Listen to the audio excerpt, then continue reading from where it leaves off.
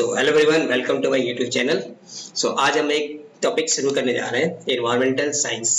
ठीक, ये specially as per NEP syllabus BA, BSc and BCom second semester वाले student के लिए। ठीक है, तो स्पेशली सेकेंड सेमेस्टर वालों के लिए ही है, चाहे आप बीए के स्टूडेंट हो, चाहे बीएससी को, चाहे बीकॉम के हो। तो आज का एनवायरमेंटल साइंस का आपका फर्स्ट लेक्चर होगा, उसमें हम आज डिस्कस करेंगे पॉल्यूशन एंड पॉल्यूटेंट्स क्या होते हैं। फर्स्ट यूनिट जो आपका है एज पर एनईपी सिलेबस। ठीक है, तो चलिए स्टार्ट करते हैं। एनवायरमेंटल साइंस का फर्स्ट टॉपिक एनवायरमेंटल पॉल्यूशन का मॉड्यूल 1 में का पहला लेक्चर आज हम स्टार्ट करेंगे। ठीक है, चलिए उसमें आप सिलेबस से देखिए, तो उसमें एक वर्ड लिखा हुआ है वेस्ट एंड इट्स टाइप। तो पॉल्यूशन एंड पॉल्यूटेंट पढ़ने से पहले छोटा सा एक टर्म है, इसको बोलते हैं वेस्ट क्या होते हैं। सो डिफिनेशन ऑफ वेस्ट, तो waste is defined as any unwanted और unusable substance that is discarded after primary use। तो कोई भी ऐसा चीज अनवांटेड है, अनयूजेबल है, जो हम प्राइमरी यूज करने के बाद उसको क्या करते हैं, डिस्कार्ड कर देते हैं। फॉर एग्जांपल जैसे हम कोल्ड ड्रिंक पीते हैं, कैन की बोतल आती है, पेप्सी है, डीयू है, जो भी है, पीने के बाद हम क्या करते हैं, कैन को डस्टबिन में डाल देते हैं। ठीक है, तो वो क्या हो गया, एज ए वेस्ट प्रोडक्ट हो गया। तो waste are normally generated as a result of human and animal activities. Urbanization and rapid advancements in industrialization has led to an increase in the production and consumption processes, resulting in the generation of waste from various sectors that include agriculture, commercial, domestic, industrial, institutional, social and from communities activities। तो ये mainly waste आते कहाँ से environment है, तो हम आप है जो हम इसको क्या करते हैं, प्रोड्यूस करते हैं।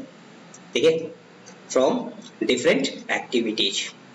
Over time, these wastes accumulate and can have real impact on the health and the environment। तो ये फिर इनका नेगेटिव इम्पैक्ट या एडवर्स इफेक्ट पड़ता है। ठीक है, तो वेस्ट का मतलब क्या होता है कि एनी अनवांटेड और unusable substance that is discarded after its use. ठीक, now classification of waste. So wastes are commonly classified based on its physical state as solid, liquid or gaseous waste। Solid waste are any discarded or abandoned material that can be solid, liquid, semi-solid or containerized gaseous material discarded by the human society।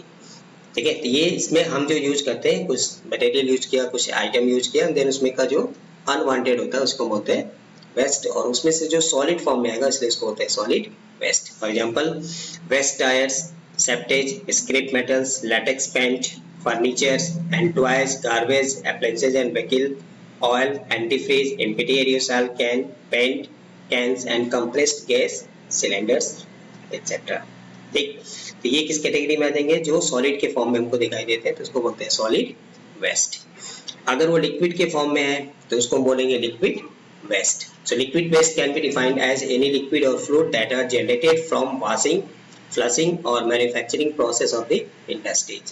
So these are also called as sewage, the most common practice of disposing liquid waste to discharge it in ground or rivers and other water bodies without treatment।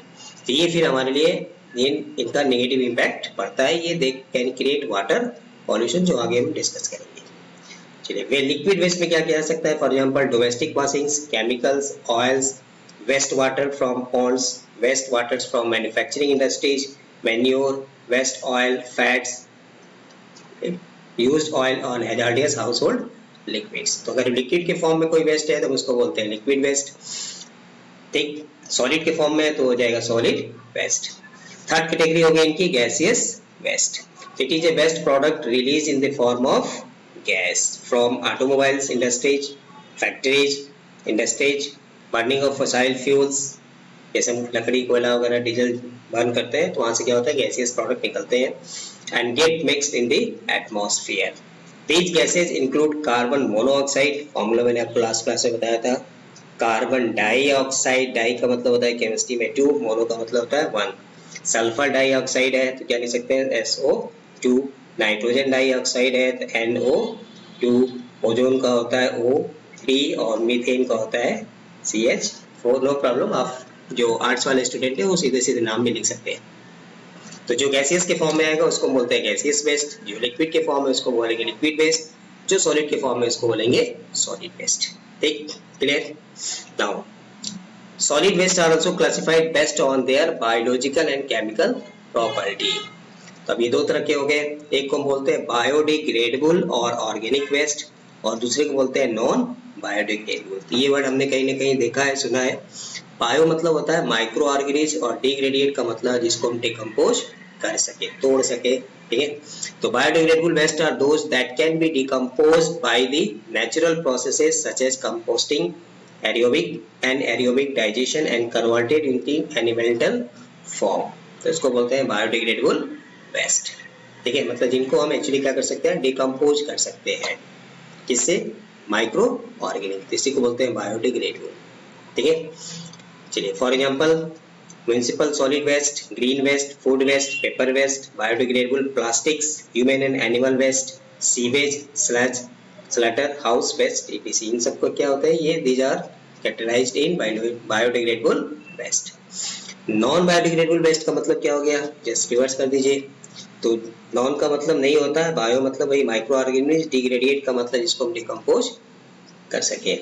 But non-biodegradable waste are those that cannot be decomposed and remain as such in environment for a longer time या indefinitely। मतलब जो environment में गलेगा ही नहीं, सड़ेगा ही नहीं, इसको हम decompose नहीं कर सकते।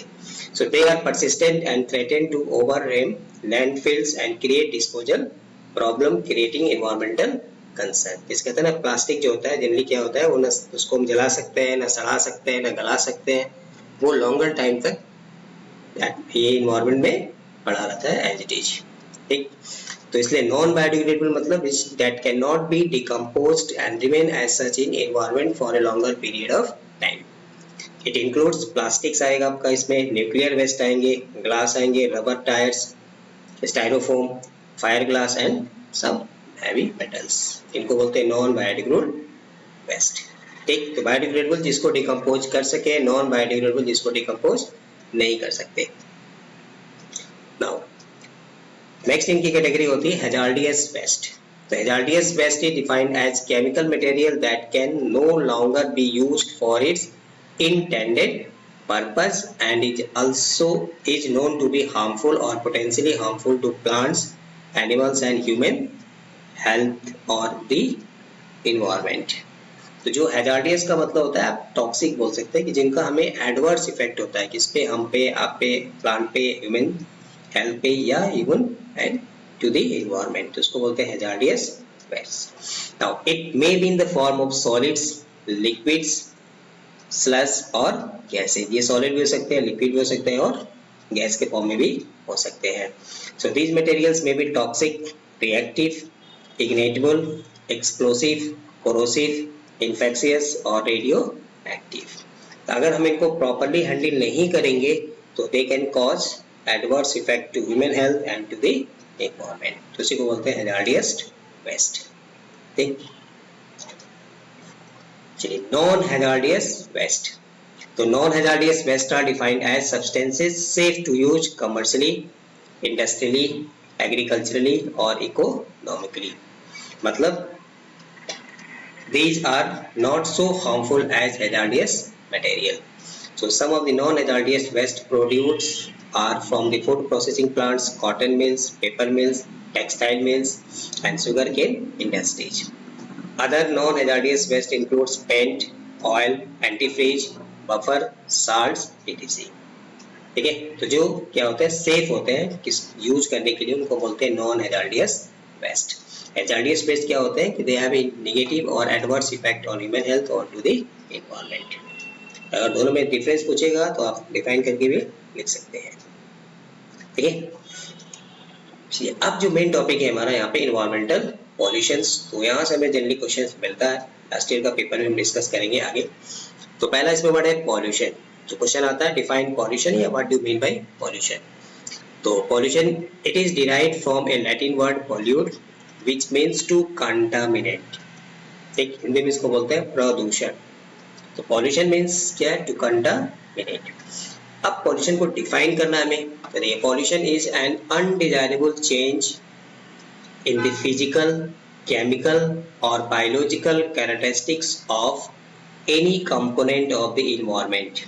For example air, water, soil, that may adversely affect any living organism, animal, plant, environment, ठीक है। तो किसी को भी वो क्या कर सकता है, उसका एडवर्स इफेक्ट आएगा। तो pollution is defined as any undesirable change in the physical, chemical और biological characteristics of any component of the environment. तो जैसे सपोज अगर हमसे क्वेश्चन में वाटर पूछेगा तो हम यहाँ में क्या लिख देंगे, वाटर। फॉर एग्जाम्पल देखिए, एक ग्लास में आपको साफ पानी है, ठीक, ट्रांसपेरेंट दिखाई देगा, बट एक में अगर थोड़ा मिट्टी डाल दी जाए या गंदा पानी है तो देखने से हमें पता चल जाएगा कि ये गंदा है। हम गंदा वाले को यूज नहीं करेंगे, उसको नहीं पियेंगे, बट साफ वाले पानी को हम ड्रिंक करेंगे। तो वही उसकी फिजिकल प्रॉपर्टी की, देखने में कैसा है, साफ है, क्लीन है, तो दूसरा क्या है, गंदा है। उसकी केमिकल प्रॉपर्टी में भी चेंज हो सकता है कि देखने में दोनों साफ है बट उसका टेस्ट आपको, ठीक है, तो इसलिए क्या है, उसकी केमिकल प्रॉपर्टी या उसके बायोलॉजिकल कैरेक्टरिस्टिक्स को भी वो चेंज कर सकता है। और वो चेंज क्या हो, हमारे लिए नेगेटिव इफेक्ट रखता है, एडवर्स इफेक्ट होगा, तब हम उसको बोलेंगे pollution. Clear? So pollution is defined as any undesirable change in the physical, chemical or biological characteristics of any component of the environment, that is air, water, soil, that may have adverse effect on any living organism. ठीक। now pollutants क्या होते हैं, तो any substance which cause pollution, सीधा सीधा इसका answer हो गया। तो any substance which causes pollution, की जो pollution create करेगा उसको हम क्या बोलेंगे, pollutants, is called a pollutant. It may include any chemical or geochemical substance that may have adverse harmful effect. Now, pollutants are further classified as degradable or non-degradable pollutants. तो हिंदी में इसको बोलते हैं, pollution is known as प्रदूषण और pollutants is known as प्रदूषक, का मतलब कराने वाला। तो any substance which causes pollution उसको हम बोलेंगे pollutants। ठीक, ये डिग्रेडेबल भी हो सकते हैं और नॉन डिग्रेडेबल भी हो सकते हैं, ठीक है। Now what is point source pollution, ये भी हमें सिलेबस में लिखा हुआ है, तो अगर आप वर्ड को ध्यान दें, point source pollution. So point source pollution is a pollution which occurs through a single identifiable source.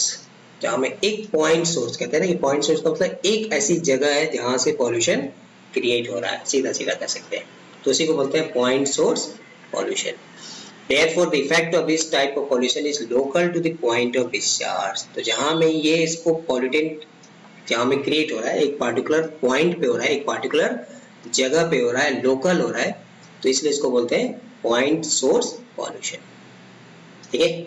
The size of the pollution can vary from a small pollution to a large. As an example, the discharge of an electric battery to a water source is a small scale point source pollution, while the emission of smoke from a factory is a large scale point source pollution. तो दोनों में difference ये है। एक, since point source pollution is a localized type of pollution, the pollutants enter in the environment in a high concentration and then are slowly diluted into the ecosystem. Hence, a severe damage to the ecosystem can be observed at the point of discharge.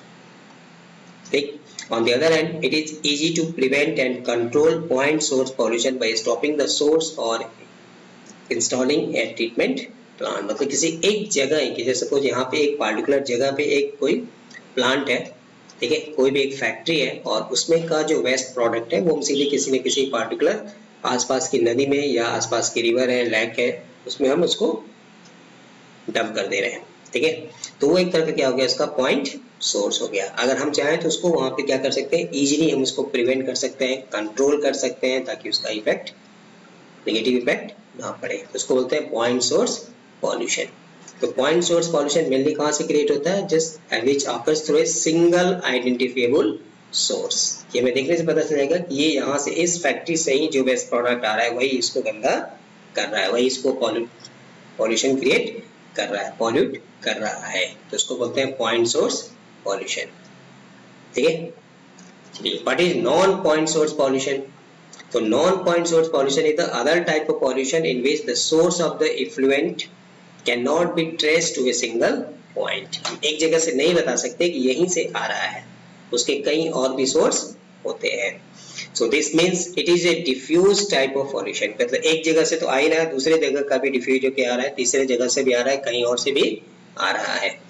Effect of this type of pollution can be identified in the atmosphere, water bodies or on the land.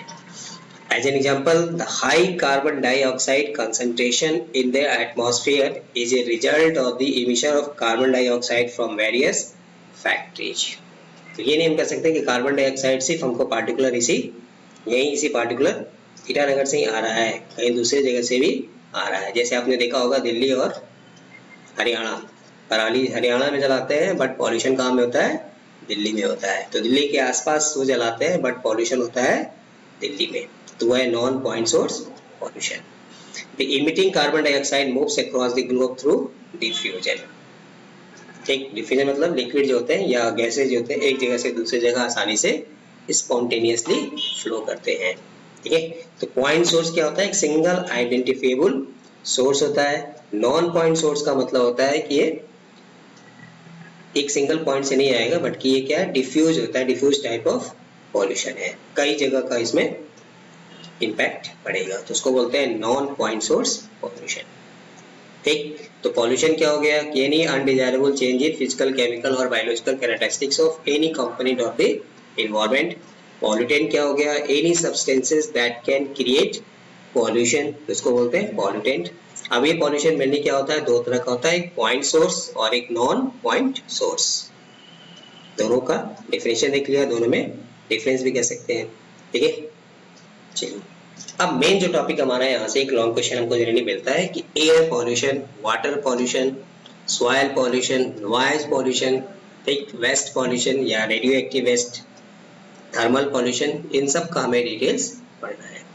ठीक, now air pollution, what do you mean by air pollution या define air pollution.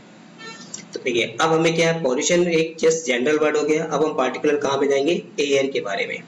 ठीक है, so air pollution is defined as any change in the composition of air either by physical or chemical methods so as to cause injurious effect on health, yeah, which has adverse effect on human beings or living organism।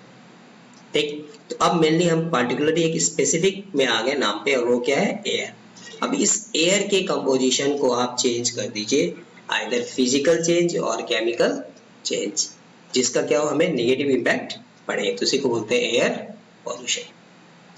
Clear, now what are the major air pollutants. तो the air pollutants may be classified in different ways as follows. तो just for sake of simplicity हमने just इसको point wise ऐसे किया है, तो आप just एक बार थोड़ी रीड करेंगे, पॉइंट्स को मेमोराइज रखिए, आसानी से आप कोई भी क्वेश्चन लिख सकते हैं। Now, according to origin, first number one, primary pollutants. So these are directly emitted into atmosphere and are found as such.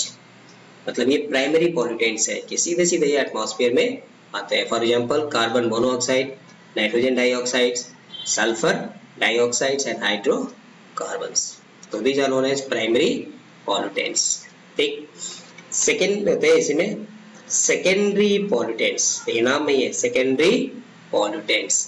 तो सेकेंडरी मतलब these are derived from the primary pollutants due to chemical or photochemical reactions in the atmosphere। तो primary से ये बनते हैं, इसलिए इनको बोलते हैं हम secondary pollutants. For example ozone. ठीक, तो चलिए जो साइंस वाला है वो तो नाम से फेमिलियर होंगे, ओजोन क्या होता है, बट वे देखिए 3 मॉलिक्यूल्स ऑफ ऑक्सीजन जब आपस में रिएक्ट करता है तो ये आपको ओजोन बनाता है। ठीक है, तो सेकेंडरी पॉल्यूटेंट्स एक्चुअली क्या होते हैं, these are derived from या these are derived from the primary pollutants। मतलब ऑक्सीजन से क्या बन गया, ओजोन, तो ये secondary pollutant. परऑक्सी acyl nitrate, that is short में इसको PN लिखते हैं, फोटोकेमिकल स्मोक्स। तो ये सब कुछ रिएक्शंस होते हैं एटमॉस्फेयर में जिसमें primary pollutants converted into secondary pollutants. ठीक, तो पहला एयर पॉल्यूटेंट्स का क्लासिफिकेशन हो गया according to origin. According to origin में नंबर आ गया primary pollutants, number 2 secondary pollutants. ठीक है, clear. Third second, according to chemical composition. तो केमिकल कंपोजिशन में आ जाएगा ऑर्गेनिक पॉल्यूटेंट्स, तो it includes organic compounds like hydrocarbons, aldehyde, ketones, amines and alcohols. And second inorganic pollutants, तो it includes inorganic compounds like oxides, carbon के oxides, carbon compounds, carbonates, nitrogen compound, nitrogen के oxides, ammonia, sulphur compounds and hydrogen compounds. तो जिनको formula याद कर सकते हैं specially science वाले, बीएससी वाले, तो आप फॉर्मूला लिख सकते हैं. जो आर्ट्स कॉमर्स वाले हैं वो आप सीधे सीधे इनका नाम भी यहाँ से ऐसे ही लिख सकते हैं, कार्बन, नाइट्रोजन, सल्फर, हाइड्रोजन. ठीक है. तो according to origin, primary and secondary, and second classification क्या हो गया अकॉर्डिंग टू केमिकल कंपोजिशन. तो organic pollutants and inorganic pollutants. Clear. Third, according to states of matter, किस फॉर्म में वो हमको एटमॉस्फेयर में मिलता है. तो इसमें दो आ गया. Number one, gaseous pollutants which get mixed with the air and do not normally settle out, मतलब वो गैसियस के फॉर्म में होते हैं. फॉर एग्जांपल वही कार्बन मोनोऑक्साइड, नाइट्रोजन के ऑक्साइड्स, सल्फर डाइऑक्साइड्स. ठीक, पढ़ते पढ़ते फॉर्मूला मेरे हिसाब से याद हो जाएगा. तो कार्बन मोनोऑक्साइड, नाइट्रोजन के ऑक्साइड्स एंड सल्फर डाइऑक्साइड. ठीक. And particulate pollutants which comprise of finely divided solids or liquid and often exist in colloidal state as aerosol, for example smoke, fumes, mist, fog, smoke and spray. इनको बोलते हैं particulate pollutants. तो ये किस form में होते हैं? colloidal के फॉर्म में जनरली एग्जिस्ट करते हैं. तो ये according to states of matter.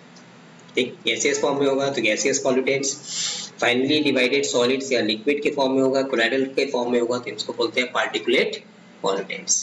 Clear. चलिए, so what are the causes of air pollutions. Air pollutions होता कैसे है. ठीक, the sources of air pollutions are natural and man made, that is anthropogenic. तो कुछ तो नेचुरल है और कुछ एंथ्रोपोजेनिक है, मतलब हमने मेन मेड, हमने कुछ ऐसा किया है जिससे वो एयर पॉल्यूशन हुआ है. चलिए पहला इसमें क्लासिफाई कर देते हैं नंबर वन पॉइंट में, natural sources.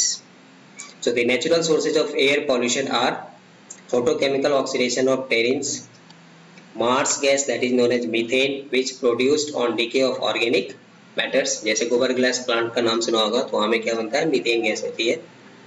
Forest fires and sea salt spray, radio active minerals present in the earth crust. जहाँ में माइनिंग करते हैं वहाँ में कुछ ऐसे रेडियो एक्टिव मिनरल्स होते हैं जैसे यूरेनियम है, ठीक है, जो एटम बम में यूज करते हैं, तो उसको बोलते हैं नेचुरल सोर्सेस. तो वहाँ से ये गैसेस ये जो होते हैं एयर में जाके मिक्स हो जाते हैं. ठीक है. नाउ सेकंड, एंथ्रोपोजेनिक सोर्सेज, मतलब मेन मेड, कि हमने कुछ ऐसा man made activities. So during past 2 decades man made activities are mainly responsible for air pollution. Number one, thermal power plants. ठीक, ये हमने थर्मल मतलब heat, like heat power plants नाम सुना होगा आपने. It is the major source of generating electricity in India. ये किसके लिए हमने बनाया है, इलेक्ट्रिसिटी जनरेट करने के लिए. The main pollutants emitted are fly ash and sulphur dioxide. So thermal power plant से जो मेन पॉल्यूटेंट निकलता है, जो एयर पॉल्यूशन क्रिएट करता है, वो होता है fly ash and sulphur dioxide. Sulphur and nitrogen during burning produce sulfur dioxide and nitrogen oxides. Fossil fuel based power plants are the second largest emitter of NOx. इसको NOx बोलते हैं short में, मतलब नाइट्रोजन डाइऑक्साइड है, nitrogen trioxide. तो nitrogen के oxides का जो सेकेंड लार्जेस्ट इमिटर है एटमॉस्फेयर में, वो होते हैं fossil fuel based power plants. ठीक है. तो थर्मल पावर प्लांट्स जो हमने बनाया अपनी जरूरत के लिए, अपनी जरूरत का मतलब टू गेट इलेक्ट्रिसिटी, तो वहाँ से एक्चुअली ये नाइट्रोजन के ऑक्साइड्स, सल्फर के ऑक्साइड्स ये निकलते हैं जो एयर पॉल्यूटेंट होते हैं. सेकेंड, वेहिकुलर इमिशंस, जो हम बाइक यूज करते हैं, कार चलाते हैं, व्हीकल यूज करते हैं, तो it includes pollutants like carbon monoxide, unburned hydrocarbons, oxides of nitrogens, oxides of sulphur, particulate matter, smoke and order. तो ये इसमें जो पॉल्यूटेंट जो यहाँ से इमिट होते हैं किसी वेहिकुलर इमिशन से, जो हमने जो भी हम व्हीकल यूज करें, चाहे 2 व्हीलर चाहे 4 व्हीलर, ठीक, तो वो फिर एटमॉस्फेयर में जाते हैं और वहाँ से फिर क्या करते हैं, एयर को पॉल्यूट करते हैं. टेट्राइथाइल लेड आपने पेट्रोल पंप पे देखा होगा, लिखा होगा, इसको हम लोग बोलते हैं एंटी नॉकिंग एजेंट। ये भी एक जनरल साइंस में अक्सर क्वेश्चन पूछता है। Additive to gasoline is the major source of lead. तो tetraethyl lead, L for lead, lead का फॉर्मूला होता है पीबी। तो ये पॉल्यूशन इन इन्वायरमेंट, इन्वायरमेंट में लेड आता कहाँ से है? तो एक तो माइनिंग से आता है, दूसरा आपका यहाँ से जो हम टेल यूज करते हैं टेट्राइथाइल लेड, ये भी हमें करना जरूरी होता है क्योंकि एंटी नॉकिंग एजेंट का काम करता है, पेट्रोल या गैसोलीन के नॉकिंग के रेट को कम कर देता है। तो वहां से हमें लेड मिल जाता है। थर्ड में आता है इंडस्ट्रियल यूनिट्स। तो industries like steel plant, textile, chemicals, fertilisers, cements, pharmaceutical discharge organic pollutants, particulates, gaseous pollutants, hydrocarbon, hydrogen sulfides, lead, oils and solvent etc. So these are air pollutant. तो industrial unit के जो waste product होते हैं वहां से भी air pollutant मिलता है, ठीक है। ये एंथ्रोपोजेनिक सोर्सेज आएगा। Now so what are the effect of air pollution on human health and the environment? ये हमसे क्वेश्चन पूछता है। So air pollution has adverse effect on living organisms, men and plants and its environment. तो इसको भी हमने classify कर दिया है। फर्स्ट हेडिंग यहाँ में इफेक्ट ऑन ह्यूमन हेल्थ। अगर क्वेश्चन में हमको सिर्फ ह्यूमन हेल्थ के बारे में पूछेगा तो हम जैसे इसको पॉइंट वाइज लिखेंगे, ठीक है। और सिर्फ इफेक्ट ऑफ एयर पॉल्यूशन पूछेगा तब हमें दोनों लिखना है। Now air pollution adversely affect the human health, हमारे हेल्थ पे इसका एडवर्स इफेक्ट पड़ता है। जैसे number 1, oxides of nitrogen can irritate lungs and cause conditions like chromic bronchitis and emphysema. Okay. Carbon monoxide combines with hemoglobin of the blood to form carboxy hemoglobin, which cause suffocation. Long exposure to CO may cause dizziness, unconsciousness and even death. तो carbon monoxide actually क्या करता है, ये haemoglobin से oxygen को ले लेता है और कार्बोक्सी हीमोग्लोबिन बनाता है। क्योंकि कार्बन मोनोऑक्साइड अपने को ऑक्सीडाइज करके कार्बन डाइऑक्साइड में बनना चाहता है। तो कार्बन मोनोऑक्साइड अपने को ऑक्सीडाइज करना चाहता है कार्बन डाइऑक्साइड में, इसलिए ये ऑक्सीजन को खींच लेता है, ठीक है। तो जिससे हमें क्या होती है, सफोकेशन होती है, सांस लेने में प्रॉब्लम होती है, ठीक है। बट ये लॉन्ग एक्सपोजर, ऐसा नहीं है कि थोड़ा सा लॉन्ग एक्सपोजर होने से डिजीनेस, अनकॉन्शियसनेस और इवन डेथ। सल्फर के ऑक्साइड जो होते हैं, sulphur dioxide causes constriction of respiratory passage and can cause bronchitis like conditions. तो ये भी जनरली सांस लेने से रिलेटेड है, रेस्पिरेटरी सिस्टम को डैमेज करते हैं। Hydrogen fluoride can cause fluorosis and mottling. lead can cause liver and kidney damage. Inhalation of mercury may cause toxic effects and damage to nervous system and brain. Radioactive gases and suspended dust had genetic effects such as mutations in human gametes and also cause cancer, cataracts and reduction in life expectancy. तो जो radioactive gases waste product होते हैं वो क्या करते हैं, genetic mutation कर देते हैं, डीएनए को चेंज कर सकते हैं, कैंसर प्रोड्यूसिंग होते हैं। Some hydrocarbons have carcinogenic effect that is cancer producing, ठीक है। तो ये इफेक्ट ऑन ह्यूमन हेल्थ, ये जो एयर में जाके मिक्स हो जाएंगे और जब हम इनहेल करते हैं, ब्रीथिंग सांस लेते हैं, तो उसमें ये बॉडी के अंदर जाने से इनका ये इफेक्ट, एडवर्स इफेक्ट हो सकता है, होता है, ठीक है। Now, second effect on aquatic animals. तो air pollutants mixing up with rain cause high acidity. Acidity को ये बढ़ा देते हैं। Acidity बढ़ने का मतलब होता है pH क्या हो गया, कम हो गया। In fresh water lakes which had adverse effect on aquatic life, especially fish. ठीक है। तो air pollutants जो है जब mixing up with rain, water के साथ मिलेंगे, रेन के साथ, तो ये क्या करते हैं, उसकी एसिडिटी को बढ़ा देते हैं। तो जिसका एडवर्स इफेक्ट होता है एक्वेटिक animals, especially fish पे। Effect on plants. Air pollutants such as sulfur dioxide, hydrofluoric, nitrogen oxides, chlorine and herbicides exert toxic effect on vegetation. These pollutants destroy chlorophyll. नाम सुना होगा, the green color of leaves जो होती है due to chlorophyll, and affect photosynthesis, जिसे plant अपना भोजन बनाते हैं, photosynthesis by entering through stomata. Sulfur dioxide causes bleaching of leaves. Chlorosis, reduction of chlorophyll, इसको बोलते हैं chlorosis. And necrosis, death areas of leaves. तो सल्फर डाइऑक्साइड होने से क्या होता है, वो इसका ये एडवर्स इफेक्ट है प्लांट पे। Nitrogen oxides results in increase abscission and suppressed growth, plant की ग्रोथ को रोक देते हैं। जो पर ऑक्सी एसिटल नाइट्रेट, जिनको शॉर्ट में पैन बोलते हैं, causes silvering of lower surface of leaf. Fluoride cause necrosis of leaf tip, while ethylene results in leaf abscission and dropping of flowers। मतलब फ्लावर जो होते हैं वो मैच्योर होने से पहले ही वो टूट के गिर जाते हैं। ठीक है, सोचिए इतने सारे केमिकल जो ऑक्साइड्स हैं, ये पॉल्यूटेंट्स हैं, इन सब का ये इतना एडवर्स इफेक्ट होता है प्लांट्स पे। ठीक है, नाउ इफेक्ट ऑन मटेरियल्स, तो मटेरियल पे भी इफेक्ट पड़ता है। The materials that may be affected by air pollutants includes metals, building materials, rubbers, elastomers and surface coating. Due to formation of sulfuric acid, क्योंकि sulphur के oxides जब water atmosphere में जाते हैं, मॉइस्चर मतलब वाटर से रिएक्ट करते हैं तो सल्फ्यूरिक एसिड बनाते हैं, जिसको एसिड रेन के नाम से भी कहीं ना कहीं सुना है, देखा है, पढ़ा है। Sulphur dioxide can accelerate corrosion of metallic surface. Sulphur dioxide जो होता है सल्फ्यूरिक एसिड, ठीक, ये बनता कहाँ से एटमॉस्फेयर में, sulphur dioxide reacts with water. Now this sulfuric acid can also damage building and causes disfigurement of statues made of marbles and limestones। इसका सीधा से एग्जांपल है कि sulphuric acid causes the decolorization and corrosion of monument Taj Mahal in Agra and Vellore Temple in Karnataka. तो UP government को बहुत सारा पैसा खर्च करना पड़ता है जो ताजमहल है आगरा में, ठीक है, वन ऑफ द वंडर, वो उसको मेंटेन करने में, उसको सेफ रखने में एसिड रेन से। ठीक है, तो इफेक्ट ऑफ मटेरियल्स पे भी ये फर्क पड़ता है, किसका, एयर पॉल्यूशन का। Now effect on environment, environment भी इससे बचा नहीं है। तो इट आल्सो अफेक्ट्स विजिबिलिटी, ये विजिबिलिटी को अफेक्ट करता है।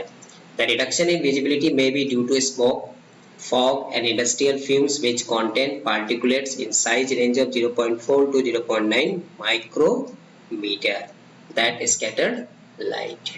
ठीक, the greenhouse gases emitted by various sources cause global warming while other pollutants like chlorofluorocarbons cause ozone depletion। तो इस टॉपिक पे भी आगे मिलेंगे। फॉर एग्जाम्पल देखिए, ये दिल्ली का है सीन, आपने अक्सर न्यूज में देखा होगा।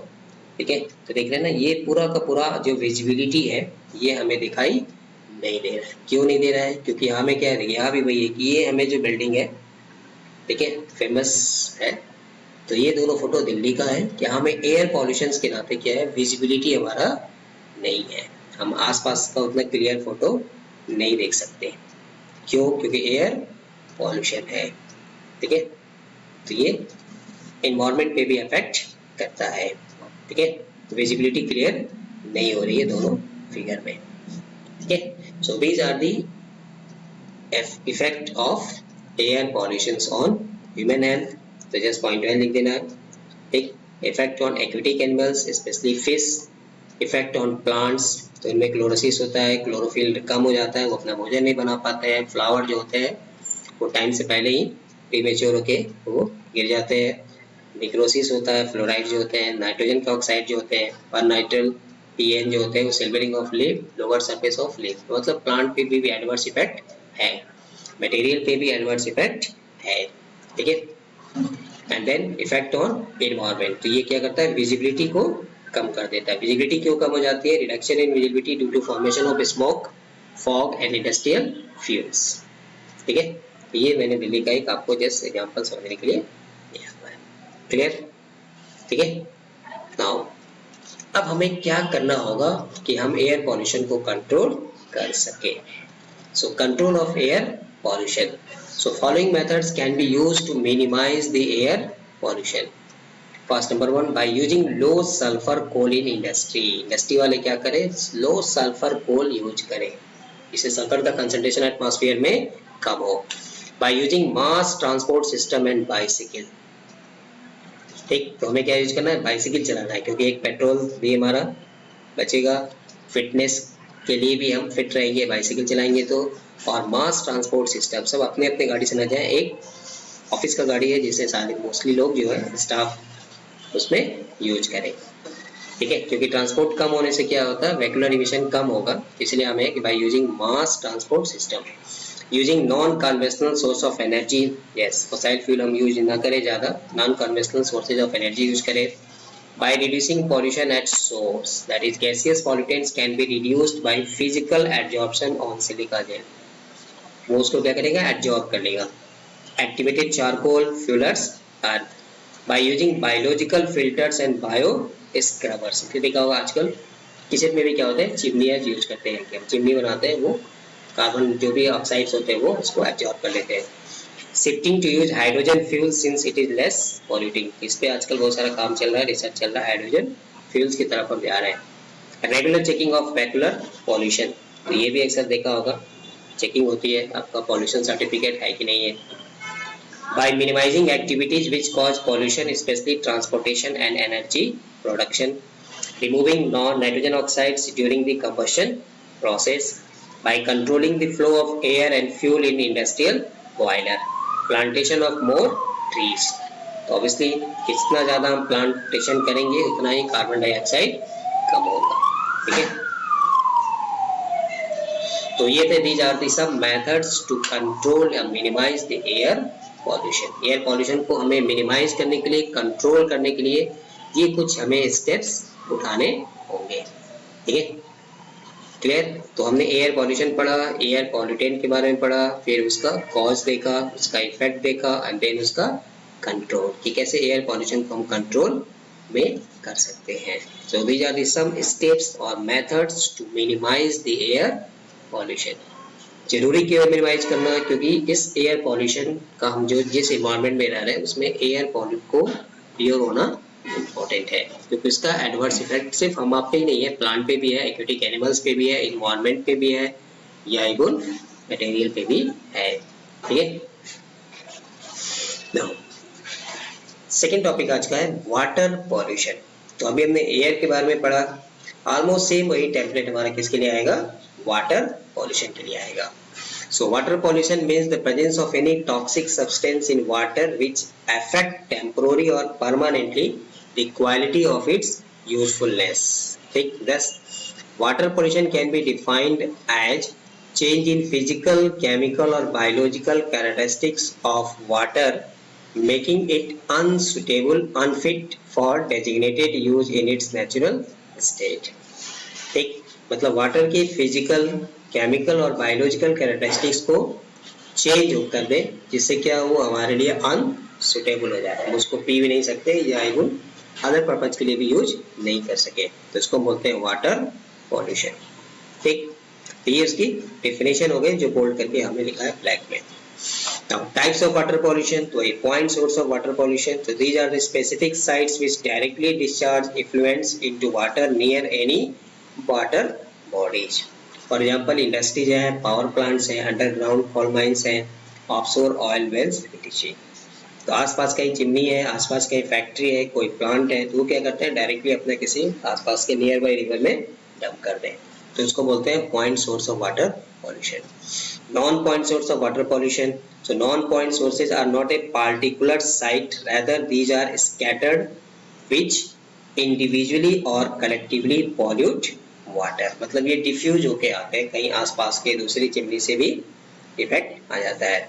so these sources cannot be readily identified, इनको थोड़ा आइडेंटिफाई करना मुश्किल होता है। For example surface run off from agricultural field, overflowing small drains, rain water, ठीक है, इसको बोलते हैं non point source of water pollution, जो हमने पहले ही डिस्कस किया था। तो वाटर भी दो तरह से पॉल्यूट हो सकता है, एक पॉइंट सोर्स पे और दूसरा नॉन पॉइंट सोर्स पे, ठीक है। Now major water pollutants, what are the major water pollutants? The chief source of water pollution are sewage and other waste, so it is very serious pollutants. It includes human excretes, paper, clothes, soaps, detergents, synthetic pesticides, insecticides, paints, etc. ये क्या करते हैं, जैसे हम घरों में use करते हैं, डिटर्जेंट यूज करते हैं, सोप्स यूज करते हैं, और वो कहीं ना कहीं हमारे घर से होती हुई कहीं ना कहीं किसी लेक में, रिवर में, कहीं ना कहीं वो जाके वाटर को क्या करता है, पॉल्यूट करेगा, ठीक है, क्योंकि डिटर्जेंट जो होते हैं जनरली वो नॉन बायोडिग्रेडेबल होते हैं। Inorganic pollutants. So it comprises of mineral acids, inorganic salts, metal compounds, cyanides, sulfates, nitrates, organometallics present in natural water. ठीक है, ये भी क्या होते हैं, वाटर को पॉल्यूट करते हैं, इनको बोलते हैं inorganic pollutants. Radioactive materials so may originate from the following anthropogenic activity. Mining and processing of ores. कि मोस्टली हमने जो मेटल्स होता है वो हम कहाँ से निकालते हैं, अर्थ क्रस्ट से माइनिंग करके निकालते हैं. देन उसका अलग अलग प्रोसेसेस होता है, तो वहाँ से भी रेडियो एक्टिव मटेरियल जो होते हैं वो वाटर में चले जाते हैं, मिक्स हो जाते हैं. Increasing use of radio active isotopes in research, agriculture, medical and industrial applications. Radio active materials from nuclear power plants and nuclear reactors, तो वहाँ से भी रेडियो एक्टिव मटेरियल्स यूज करते हैं, जैसे यूरेनियम है, थोरियम है. ये कुछ ऐसे रेडियो एक्टिव मटेरियल जो हम पावर प्लांट में यूज करते हैं. Radio active materials from testing and use of nuclear weaponry, तो जहाँ हम टेस्टिंग करते हैं न्यूक्लियर वेपन्स का या रेडियो एक्टिव मटेरियल्स का, तो वहाँ से भी ये एटमॉस्फेयर में या वाटर में आके मिक्स हो जाते हैं. Agrochemicals like fertilisers containing nitrogen and phosphorus and pesticides which includes insecticides, fungicides, herbicides, washed by rain water and surface run off pollute water. ठीक, तो जो एग्रीकल्चर में हम जो यूज करते हैं, फर्टिलाइजर चाहे यूज करें या पेस्टिसाइड्स, पेस्टिसाइड का मतलब होता है पेस्ट और साइड्स का मतलब होता है किली. ठीक है, तो हम कोई ना कोई पेस्टिसाइड्स यूज करना ही पड़ता है हमें, नो डाउट. और जो भी पेस्टिसाइड्स होते हैं उनका हार्मफुल इफेक्ट है. ठीक है, तो इसलिए क्या है कि ये एक अलग ही स्किल बेस्ड पेपर में भी आप बीएससी वाले पढ़ते हैं. तो ये वास्ट हो जाते हैं रेन वाटर से, देन जाके मिक्स हो जाते हैं वाटर में, देन उसको पॉल्यूट कर देते हैं. Oil water can also be polluted due to oil spillages into sea water during its drilling and shipment. ठीक, तो जहाँ में ओएनजीसी वाले जैसे होते हैं, oil and natural gas corporation, वो क्या करता है, एक्चुअली ऑयल पेट्रोलियम की खोज करते हैं और वहाँ से ड्रिलिंग करते हैं, इसमें कुछ ना कुछ ऑयल जो होता है वो किसी न किसी वाटर में, रिवर में या लेक में या सी में जाके मिक्सअप हो जाता है, फिर वो उसको क्या करता है, पॉल्यूट कर देता है. आपने देखा होगा पानी के ऊपर थोड़ा तेल डालिए तो तेल जो होता है, ऑयल जो होता है, मेल्ट क्या होता है, पानी के ऊपर रह जाता है, तो उसको क्या करेगा, टर्बिडिटी आ गई, उसके टेस्ट को बदल देगा, उसके फिजिकल स्टेट को बदल देगा. वेस्ट हीट, तो waste heat from industrial discharges increases the temperature of water bodies and affect distribution and survival of aquatic species. तो टेम्परेचर बढ़ने से वाटर के pH लेवल को चेंज कर देता है, जिससे क्या होता है, वो फिर एक्वेटिक एनिमल्स के लिए एडवर्स इफेक्ट हो जाता है, वो थोड़ा हार्मफुल होता है. ठीक है, so these are the major water pollutants. इसमें सीवेज आ जाएगा, अदर वेस्ट जो हम सीधे क्या करते हैं, वाटर में, रिवर में, किसी वाटर बॉडीज में डंप कर देते हैं. Inorganic pollutants, radio active materials, mining के थ्रू, एग्रोकेमिकल में हम फर्टिलाइजर यूज करते हैं, पेस्टिसाइड यूज करते हैं, तो वहाँ से भी ये वाटर पॉल्यूशन आता है. ऑयल माइनिंग करते हैं, oil spillages into sea water में during its drilling and shipment. ठीक, तो वहाँ से भी ये वाटर पॉल्यूट होता आता है. और वेस्ट हीट, जो डिस्चार्ज होता है, इंडस्ट्रियल डिस्चार्ज होता है, वाटर के टेम्परेचर को बढ़ा देता है, जिससे क्या होता है, उसका बीओडी सीओडी चेंज होता है, तो एक्वेटिक स्पीसीज को हार्मफुल करता है. ठीक है, now effect of water pollution. Some important effects of water pollution are as follows. Suspended solids such as silt and coal may injure the gills of the fish and cause aspoxin. तो aquatic animals में इसका harmful effect है. Suspended solid may also cause bad odor and taste and also may promote conditions favorable for growth of pathogenic bacteria. तो ये उसकी order को भी change कर देते हैं, बैड कर देते हैं, या टेस्ट को भी अनफेवरेबल कर देते हैं. Volatile substances such as alcohol, aldehyde, ethers and gasoline may cause explosion in sewers. High amounts of fluoride present in water may cause dental and skeletal fluorosis to humans. एक अगर fluoride की मात्रा ज़्यादा हो जाएगी टूथपेस्ट में तो ये फिर हमारे लिए डेंटल प्रॉब्लम करता है.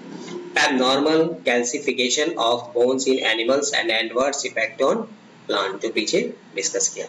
Presence of chromium, cyanide, ammonia are harmful to aquatic animals या aquatic life. The presence of excessive salt and chromium in waste waters may deteriorate the quality of the groundwater in the affected area. इसलिए आपने देखा होगा, सुना होगा कहीं ना कहीं न्यूज में, बहुत ऐसी जगह जहाँ में पानी नहीं मिल रहा है, ग्राउंड वाटर लेवल जो होता है वो काफी नीचे चला गया है. Water contaminated due to sewage में cause cholera, dysentery, typhoid, jaundice, etc.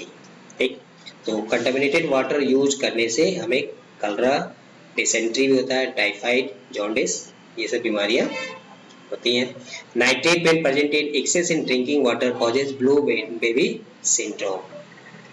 That is haemoglobin is converted into non functional oxidised form. ये मतलब डिजीज का नाम है जिसको बोलते हैं ब्लू बेबी सिंड्रोम. ठीक, इसमें क्या होता है एक्चुअली जब वाटर में नाइट्रेट आता है तो ये जो हीमोग्लोबिन हम लोग का है, ब्लड जिसको बोलते हैं, वो क्या होता है converted into non functional oxidised form. ठीक है, तो इससे फिर हमको सफोकेशन वगैरह ये वो हमारे लिए एडवर्स इफेक्ट होता है. ठीक है, Spillages of oil into water may cause environmental damage.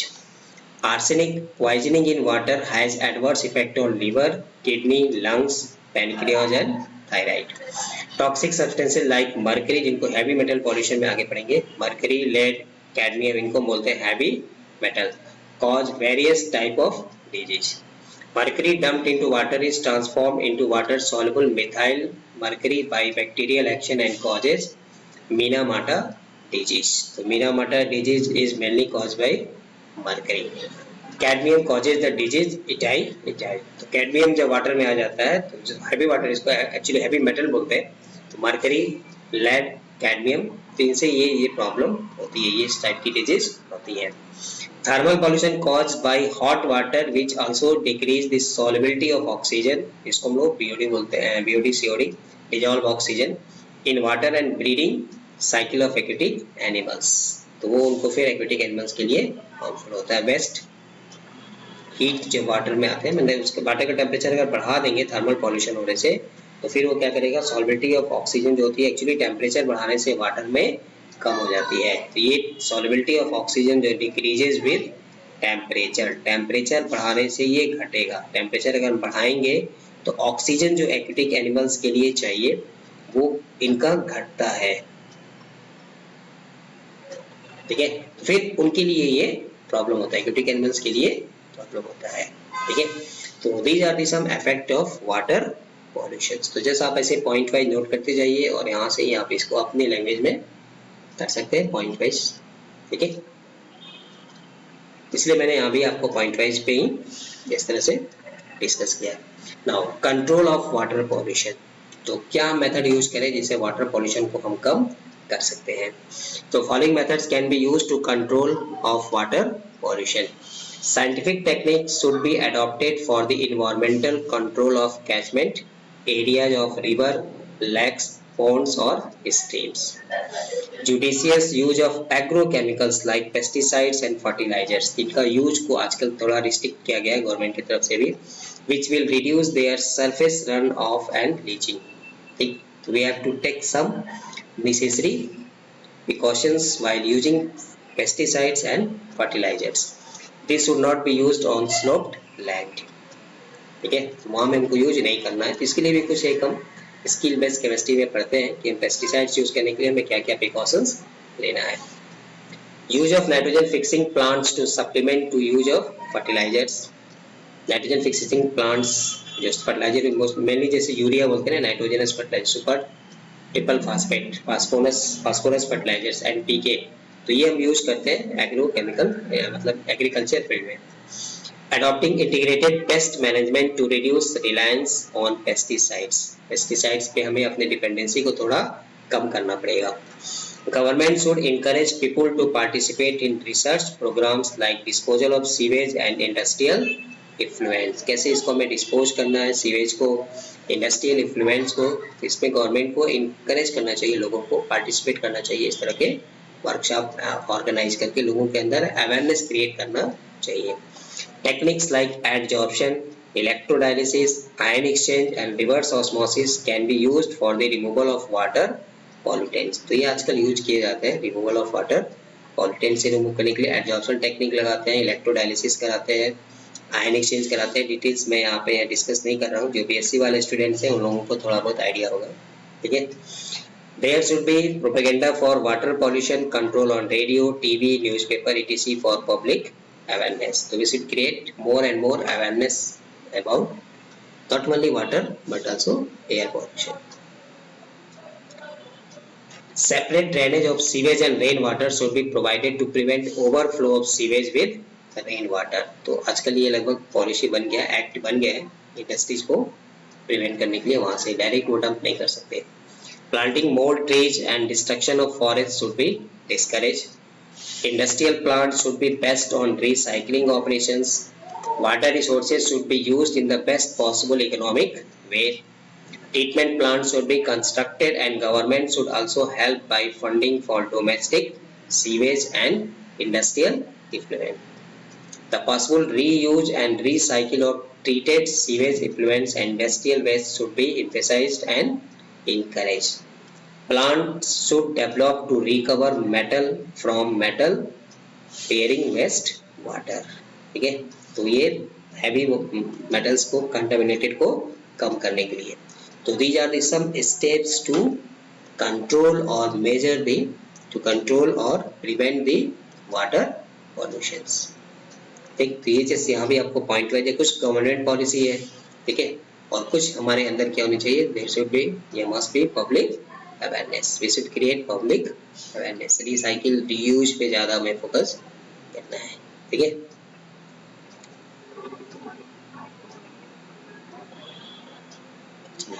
तो ये था आज का हमारा इन्वायरमेंटल साइंस का फर्स्ट लेक्चर हमने यहाँ से स्टार्ट किया है, जो स्पेशली बीएससी सेकंड वालों के, सेकंड सेमेस्टर वालों के लिए इंपॉर्टेंट है, चाहे आप बीए के हो, चाहे बीएससी हो, चाहे बीकॉम के हो.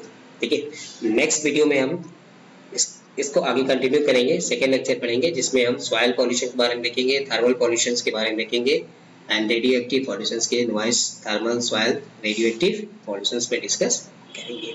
फिर मॉड्यूल 2 पे भी आएंगे एंड देन मॉड्यूल 3 पे भी आएंगे. तो पूरा सिलेबस आपका यहाँ में होगा. फिर पेपर क्वेश्चन को भी देखेंगे, किस क्या चीज़ तो क्वेश्चन पे अर्लियर प्रीवियस ईयर क्वेश्चंस पूछे जा चुके हैं या किस तरह के क्वेश्चंस आपको पूछ सकते हैं. ठीक है, तो इसलिए आपको वीडियो अच्छा लगा तो आप लाइक करिएगा, शेयर करिए अपने दोस्तों में जो सेकेंड सेमेस्टर के. ठीक है, और चैनल को सब्सक्राइब करके रखिए, आपको इस तरह का वीडियो मिलता रहेगा. ठीक है, कोई भी प्रॉब्लम है, नोट्स आपको चाहिए तो आप ये व्हाट्सएप नंबर पे कांटेक्ट कर सकते हैं, आपको इसका पीडीएफ भी मिल जाएगा. ठीक है, सो होपफुली आपको ये समझ में आया होगा वीडियो को. तो आप just point go through this video point by point, इसलिए मैंने आपको यहाँ पे दिया हुआ है ताकि आप आसानी से इसको ग्रैब कर सके, समझ सके, ठीक है, मेमोराइज कर सके और जो भी आपका एग्जाम होगा उसमें आप इसको लिख सके. ठीक है, so thank you for watching. मिलते हैं नए वीडियो में नए टॉपिक के साथ. तब तक के लिए स्वस्थ रहिए, मस्त रहिए. जय अरुणाचल, जय हिंद.